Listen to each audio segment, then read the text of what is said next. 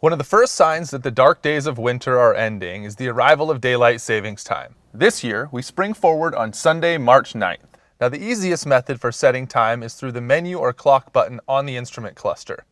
Now, with the ignition on, press the menu or clock button to highlight the hour in the instrument cluster display. To advance the hours, push the 0 or set button. Now, to spring forward, you only have to press it once, and next fall you can press and hold the button to fast forward. Now press the menu or clock button again to highlight the minutes. Now the minutes can be advanced like the hours by pressing the 0 or set button. Press and hold the button to fast forward through the minutes. Now once you've finished setting the clock, press the menu or clock button again to complete the procedure. Now there is another way to set the clock through the MFI. By selecting the settings menu and then time, you have the choice of hours, minutes, 12 or 24-hour mode, and daylight savings time. Remember, setting the clock in the cluster also sets the clock in the radio or radio navigation system as well.